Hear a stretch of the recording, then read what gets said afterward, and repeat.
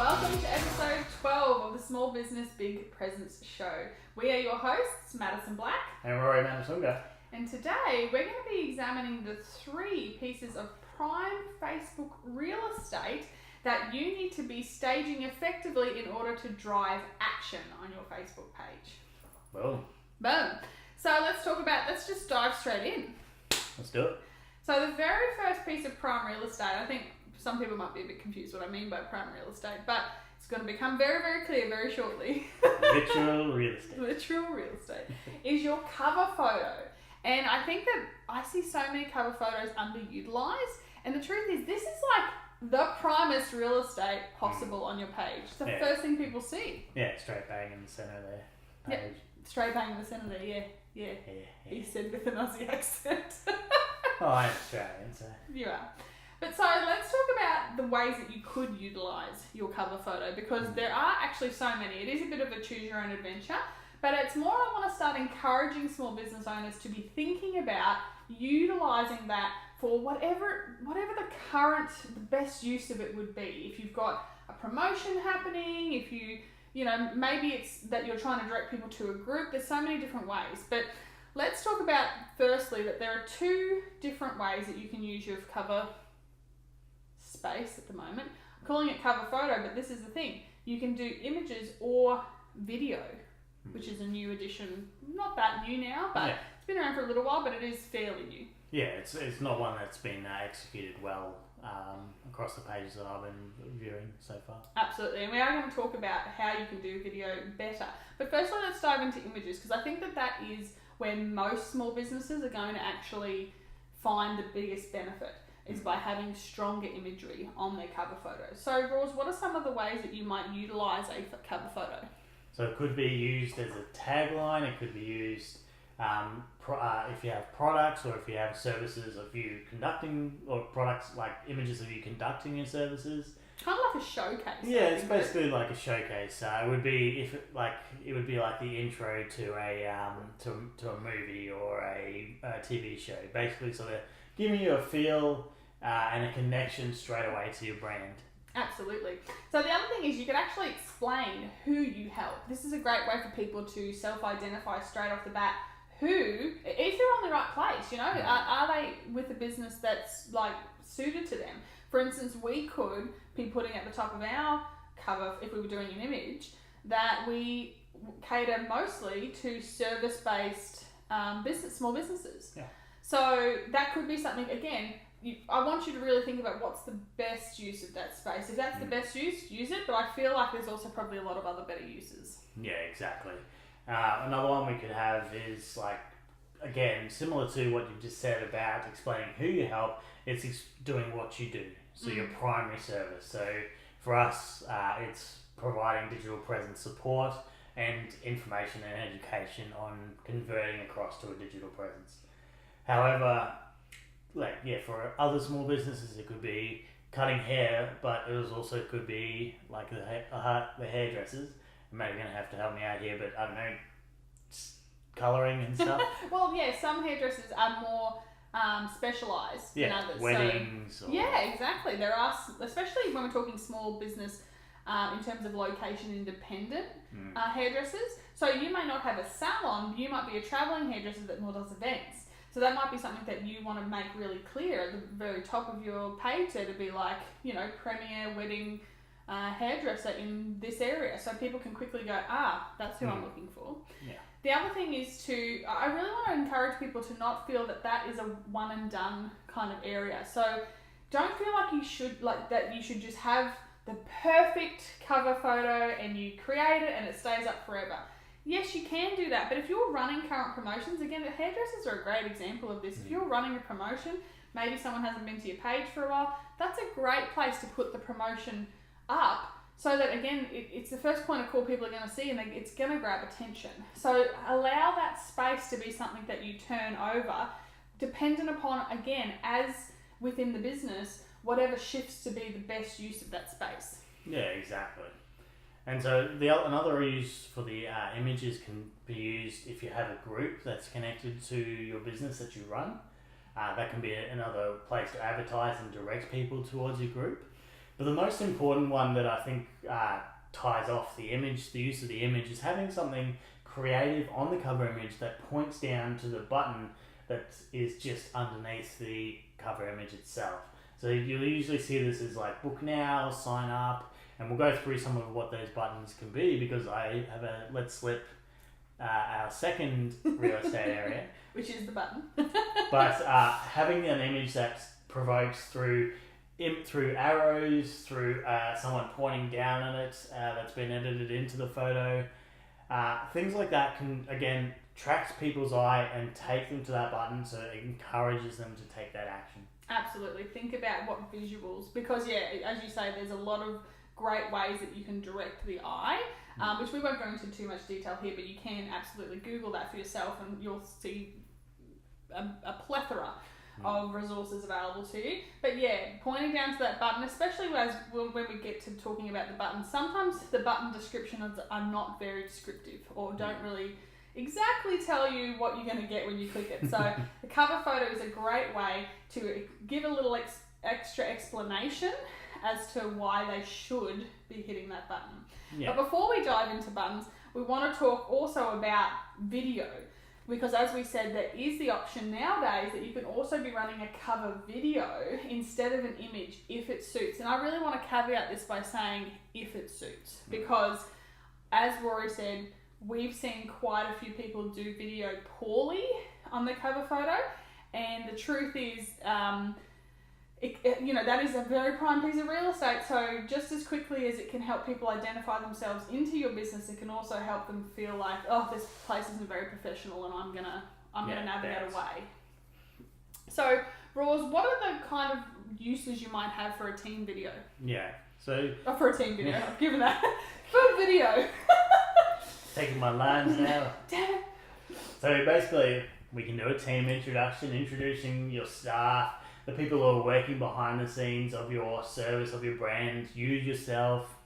You can also do a location tour if you have a brick and mortar presence, or if you're on location in an awesome location. Well, and I think that both of those first two, the team and the location, are great to use when you are more brick and mortar and you're going to have, again, let's use the hairdresser because it's always a great example. Or a gym, especially because the gym, I feel like a location tour of a gym would be the bee's knees, I reckon, because that's often for new members, is that's the key thing to making that decision to join your gym, is to have that guide and okay, do they have a squat rack, do they have Olympic lifting section, do they have enough cardio equipment, what sort of cardio equipment is there, is it, all those questions as well. Absolutely. And because your Facebook page is often going to, it's most often going to be seen by people who are already following you. So while that piece of real estate is important to attract new people in, it's also about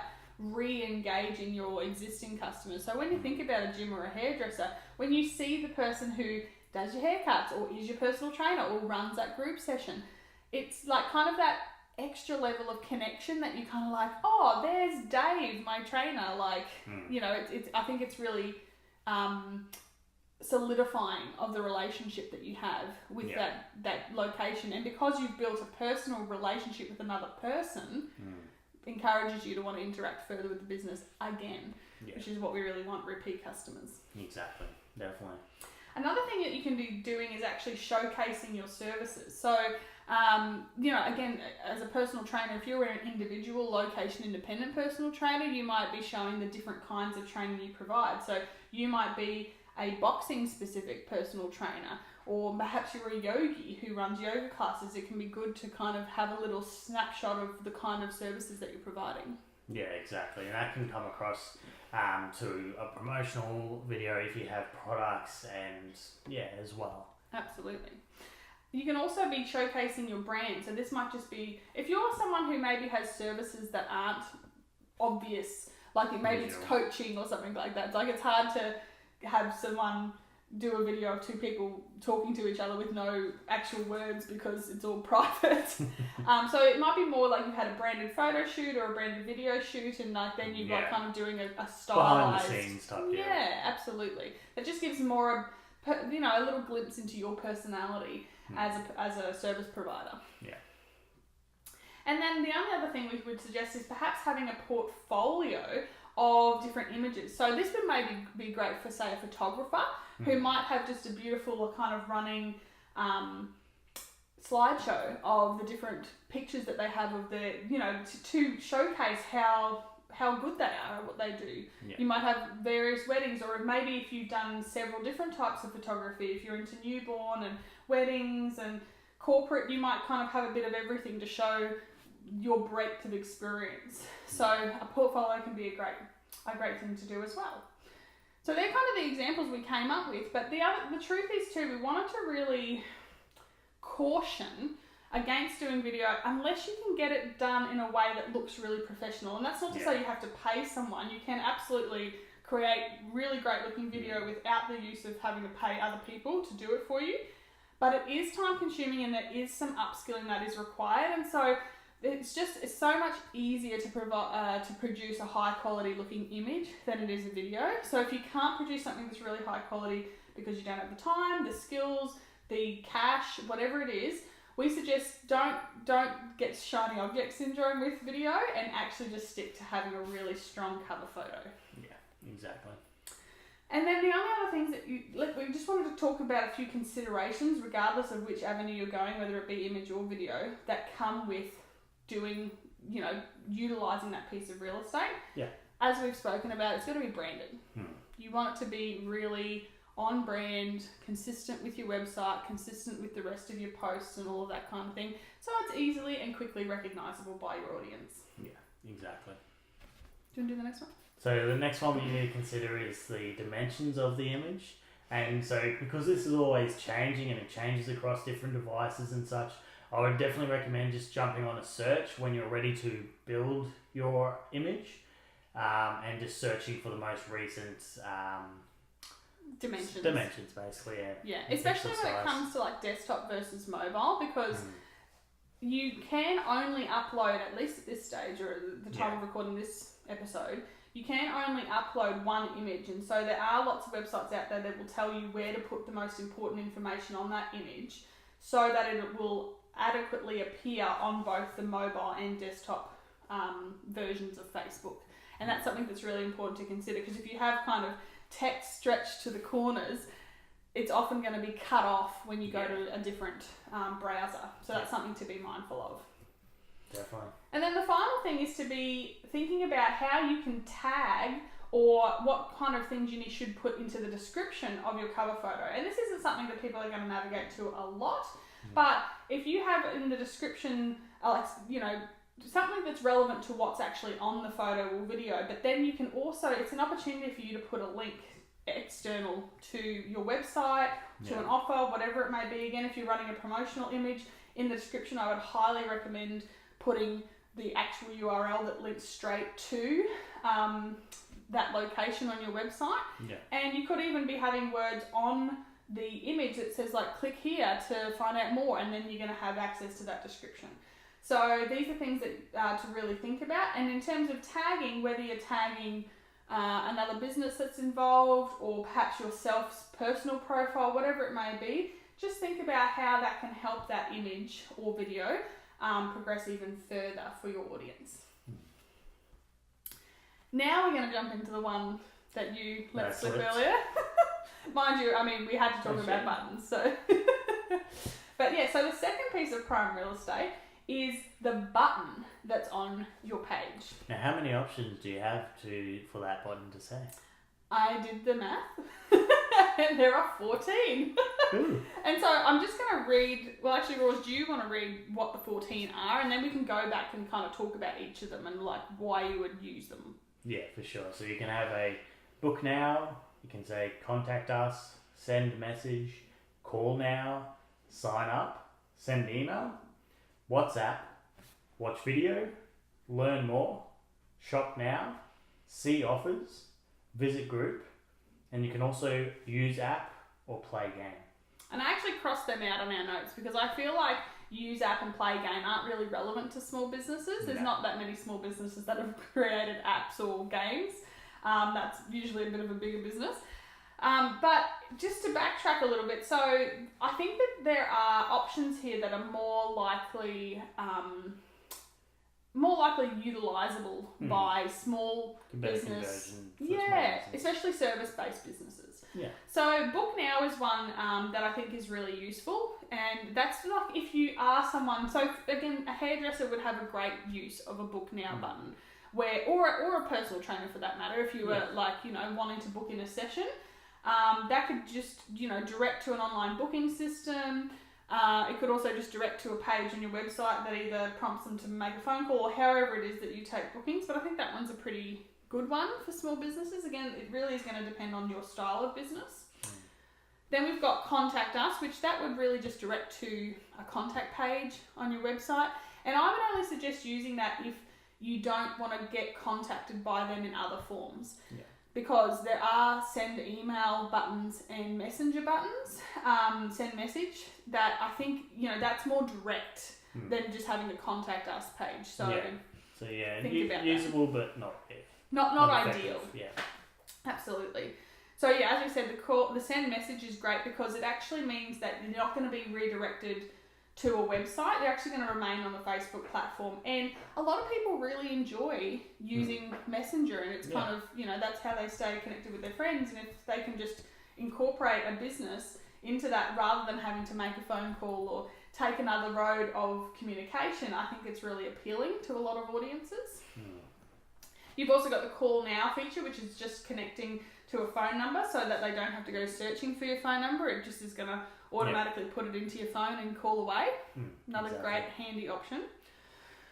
Sign Up is one that I think is great and is probably one of the most utilised options, at least in the businesses that we work with and see. Yeah. And that's because the problem with it is that you're not really sure what it's for. Hence why we've talked about utilising the cover photo to kind of like have a little bit more explanation as to what they're signing up to, because that can also be a little bit of a scary option if they're not really sure what they're signing up to. Yeah, what am I signing up to? Yeah. Am I signing up to a $1 million a month scam, or am I signing up to something of value? Exactly. And I mean, it's almost always going to direct to a website that requires further actions. Yeah. But you want that button to be utilised. So you do want to have a little extra explanation as to what they're going to be signing up for when they click it.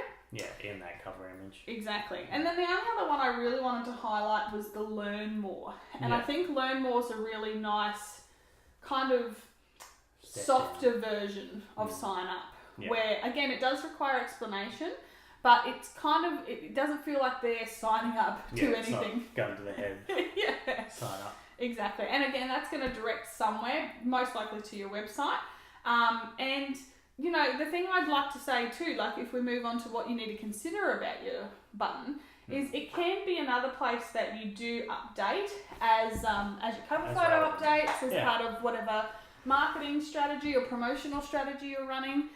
I tend to see buttons not be updated as much though, and I don't think that that's a bad thing, because I don't know that buttons are that well utilised. And so in some ways I would say perhaps have your button be a little bit more ambiguous or consistent, and I think also something that it has the same functionality for a much longer period of time. If it's something you're updating all the time, I don't think, unless it is well connected to your cover photo, where I would say change it for the purpose of running a promotion.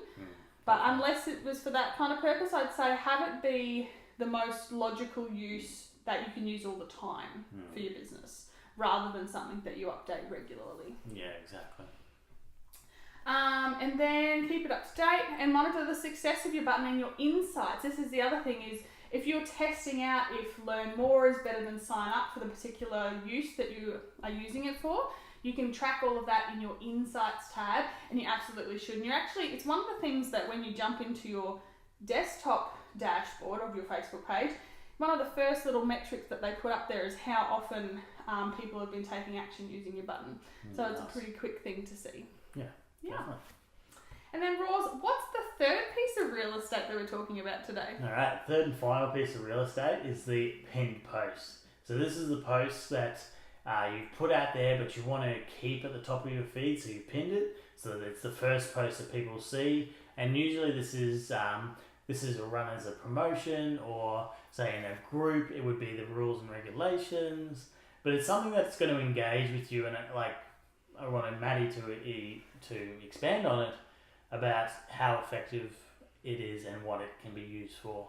Absolutely. This is one of those things that, again, I think should be updated pretty frequently because it does show currency. Yeah. I have seen people direct, so they've created a post about, hey, I've got a group, come and join me in my group. And they'll pin that post and then leave it. And it can stay up for years. Yeah. And the thing is, I feel like that's a bit of a dangerous game to play because then it does have the first post on your page showing up with a date. Because the thing is, a pinned post's date remains visible and doesn't change. Yeah. So if you pinned a post from a couple of years ago that is an introduction to your group or an invitation to come and join your group or something similar, the first thing people see on your page is that you last posted 2 years ago. Yeah, 2007. And that can be a real drawback to your currency and social proof. So I would caution against doing something like that, and I would actually suggest... Even in that circumstance, you could post the exact same thing,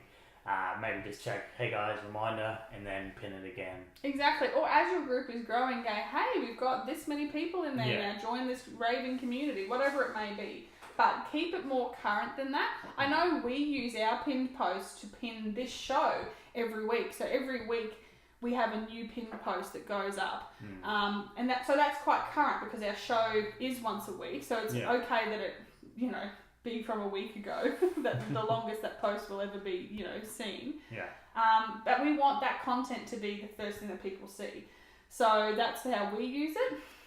If you're unsure as to how to pin a post, all you have to do is go into the feed of your page, and if you hover over any post, you'll see the 3 dots in the right hand corner. You click on that and you just hit the option that says pin to top of page. Now you can only pin one post, you don't have the option to pin multiple posts, so you do have to be selective. But absolutely also always have a pinned post. I think don't let that piece of prime real estate go unseen.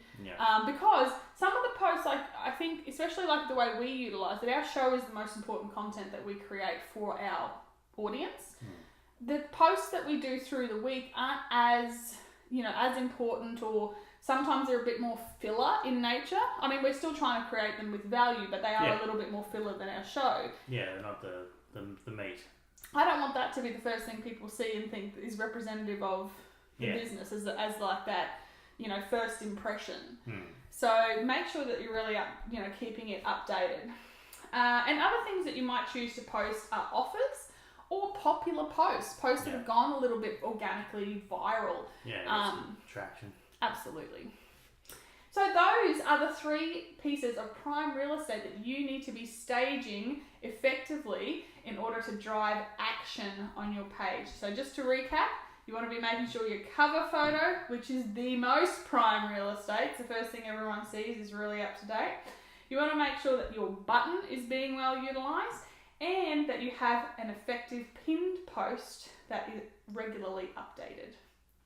And now it's time to make it real, because let's be honest, if you don't take action on the stuff that we share with you and create for you every week, then we're not going to be seeing your page get the increase and the growth that it could be with just a small amount of action. Now, we've given you lots of great things that you can action this week, but we wanted to offer you a little bit of an extra bit of value this week if you're down for getting really across how your page can be improved. And we wanted to invite you to book a digital presence audit with one of our team members to really find out how your website and up to 3 of your social media platforms could be performing better, where one of our team is going to go and actually give you a very comprehensive list of all the different ways that you could be improving so many things to do with your digital presence across your website and 3 social media channels, so that you can have the best possible start.